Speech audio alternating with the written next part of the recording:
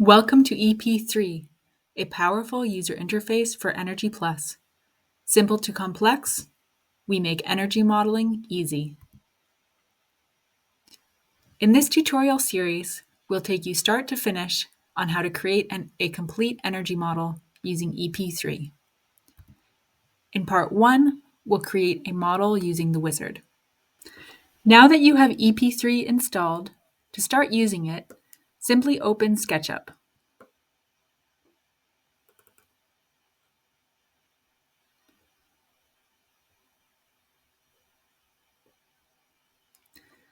You can select a default template to use.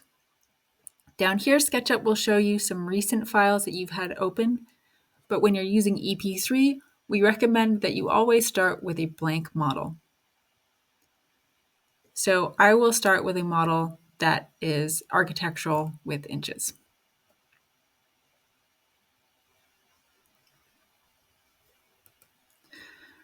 Your EP3 toolbar, if you're not seeing your EP3 toolbar, you can go to View, Toolbars, and select EP3.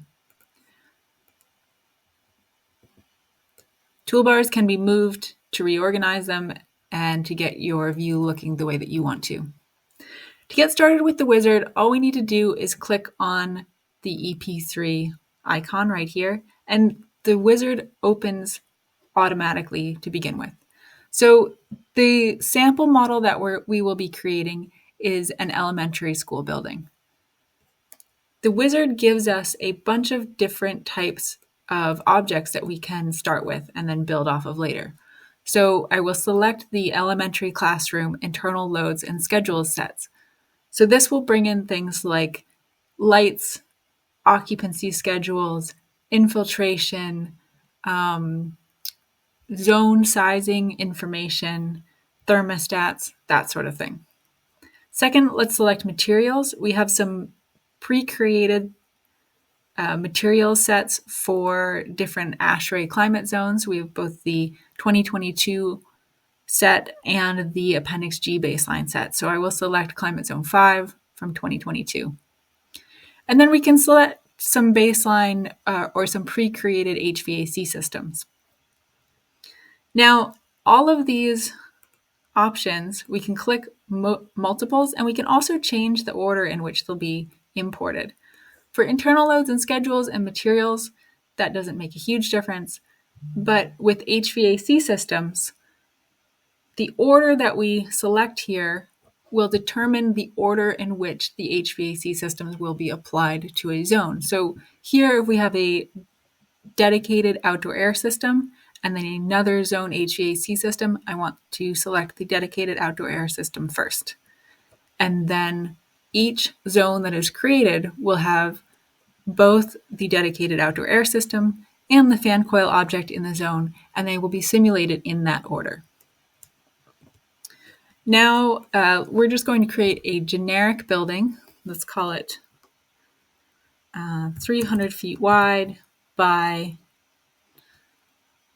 100 feet deep, maybe 120, and we'll give it 2 floors. And I'm going to accept the defaults on floor-to-floor height, elevation, north axis. We can give it maybe a 30 degree, or let's see, 1 foot roof overhang and a 30 degree roof pitch. Let's make this 40% window to wall ratio, and the perimeter space depth, because this is classroom, we will call that 50 feet. If I leave these perimeter and core space types empty, they will pick up this default elementary classroom space type. So I will leave that as the default. Once we hit execute, it will take a few minutes. And we have some model settings that we can change if we like. The most important one to look at this point in time is the default materials. If you want to change the default materials from the ones picked up automatically by EP3, in this case, we have in this climate zone 5, we have non-residential, residential, and semi-heated types. But I am happy with a school for this to be non-residential exterior wall construction. but I could choose a residential exterior wall construction if I wanted to. So when you're finished with your model settings, and we will also change the weather file. We're going to put this building in Burlington, Vermont. So I will choose the Burlington, Vermont EPW file. When you're set here, you can click out of this and EP3 will generate our building geometry and our HVAC systems. Okay, so a couple of things have opened up. So here, if you remember, I was telling you we have a couple of HVAC systems created based off of those templates, and we can customize which HVAC systems we want in each individual zone. In this case, it's just like with the wizard. Anytime you see these gray boxes that turn yellow, you can toggle things on and off, and you can also change the order. There we go. You can change the order of these things. I'm going to leave them as they are originally, and then close out of this. Okay, now you can see we also have our building has come in. Because it's a large building, this is quite a tall roof, and that's a little bit unrealistic. But here we go. We have a basic building. The building geometry outliner has opened, and we can see if we mouse over any of these spaces, those spaces highlight. If we mouse over interior walls or exterior walls, those also highlight so we can see where they are. You can click on any of these to select it. Same with interior or exterior walls. And if you click on this right arrow here, we actually go all the way in to that object so we can edit it.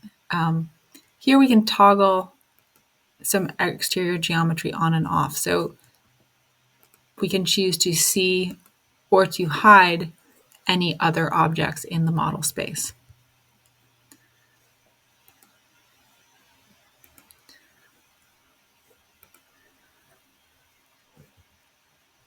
These two buttons here you'll be using quite a lot. The one on the left gives you information about general. The list here is anything that does not have a physical analog in SketchUp.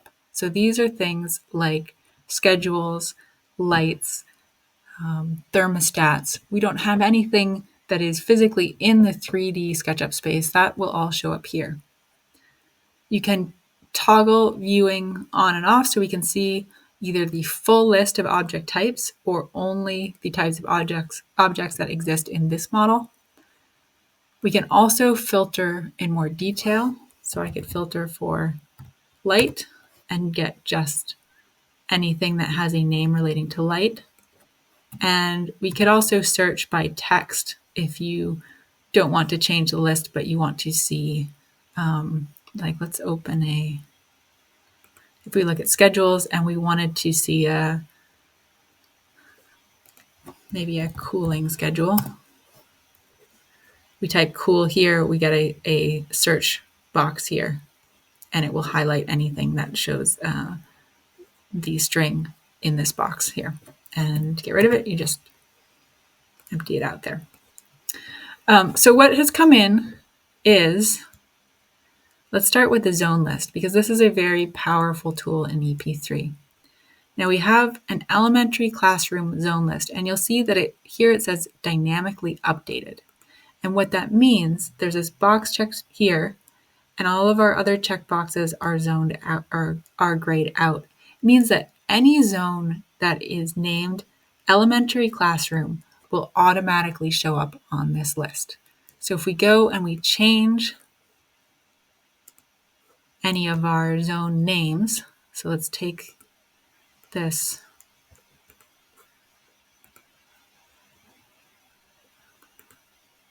Let's take this central zone here, and let's call it corridor.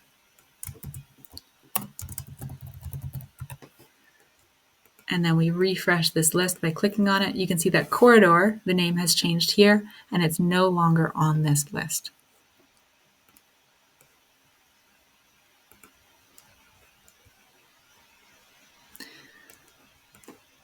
The lights reference this elementary classroom list. So does the thermostat and electrical equipment. So simply changing the name of this space has it has consequences, very useful consequences for the rest of the model. Let's take a look at our HVAC systems.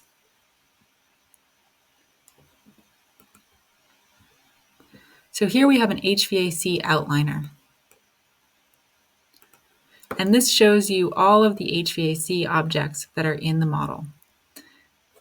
Here we have an air loop, and then each of these are plant loops. And they each have a dedicated color. So green will automatically be assigned to condenser type loops, blue to a chilled water loop, and red to a hot water loop. Air loops are generally black. You can change those colors at any time.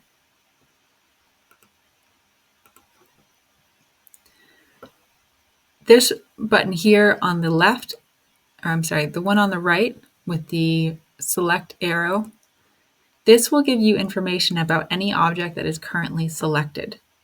So if we look at this object here, and zooming in will give you more information. The farther you zoom in, the more information you get. So this object is an air-to-air heat exchanger, and its name is DOAS heat recovery. So if I click on it, I see all of the inputs related to the heat exchanger. Don't worry about the details of this. EP3 has lots of templates and pre-constructed HVAC systems that you can import. So there's a lot of support for both beginner and advanced modelers in EP3. Right now, we're just giving you the tour of what the wizard created. Okay, so this object here and this one, these are the actual zone heating or zone conditioning objects. So this one is an air terminal, and over here, this is the fan coil. Now, we have multiple zones in the model. If we go to this view zone HVAC assignments, this is the same list we saw earlier, and we can see that each zone, we're saying each zone has an air terminal and each zone has a fan coil. And down here, we're seeing that this corridor zone, when we change the name, it now does not have a thermostat, which is fine. We will leave it that way for now. So for each zone that was assigned this air terminal, EP3 knows that this air terminal needs to be replicated for each zone. And if we look at the information for the air terminal, we can see we have the information about the air terminal, and then when we scroll down, it says replicated objects 4. So for each zone, here is the information about the air terminal.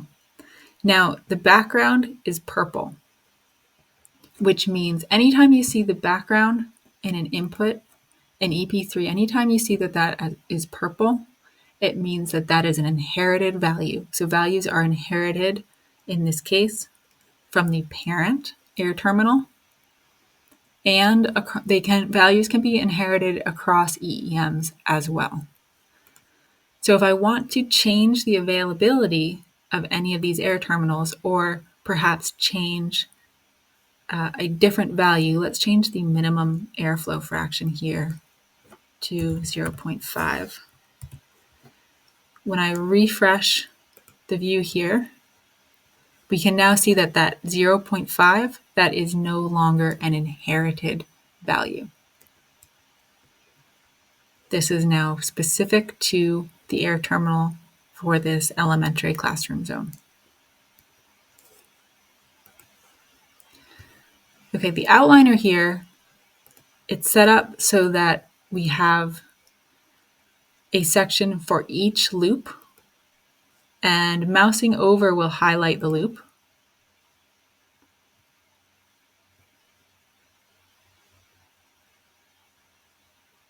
And then if you open the loop, let's look at the hot water loop. We have set point managers, and then we have the supply side and all of the individual branches. So mousing over any piece will give you the branch and the object on the branch. Same with demand side. We see the branch and then the object on the branch.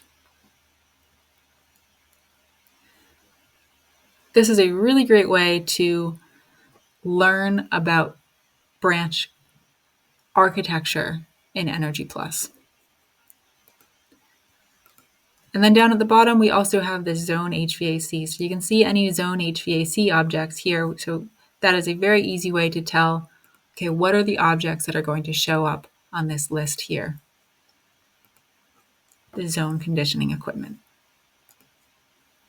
So we have our DOAS system and our fan coil, or our DOAS terminal and our fan coil.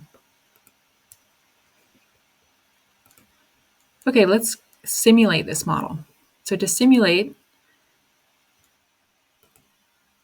okay, so when we simulate, we have the simulate dialog, and if I had multiple EEMs, they would be listed here, but I just have this base EEM.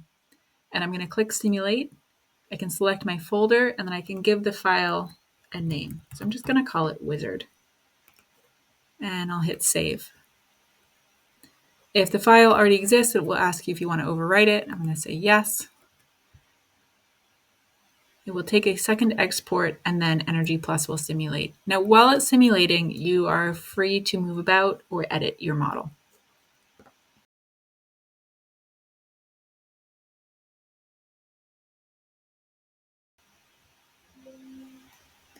Okay, now that it's finished, it will tell me which EEMs were run and whether or not they simulated to completion or there was an issue. So click OK. And now my results dialog comes up. And again, here we'll have a list of any EEMs or files that were simulated. And here we have a couple of basic EnergyPlus files that were created. So if we wanted to look at the errors,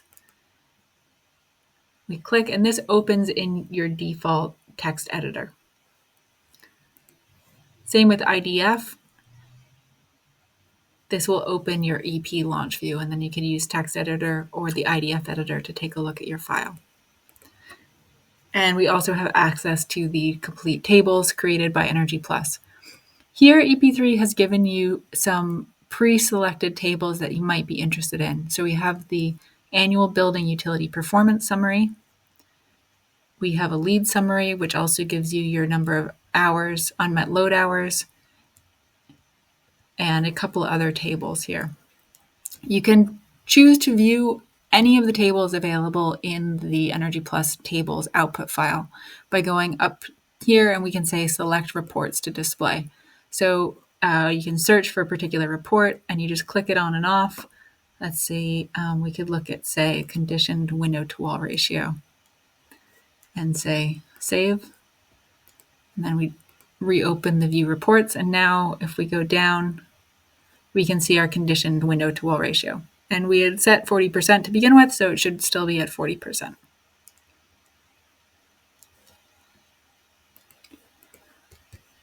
So this concludes our tutorial on creating a model using the wizard. In the next tutorial, I'll take you through importing floor plans and creating a custom floor plan. Thank you for joining us at EP3. We look forward to seeing you next time.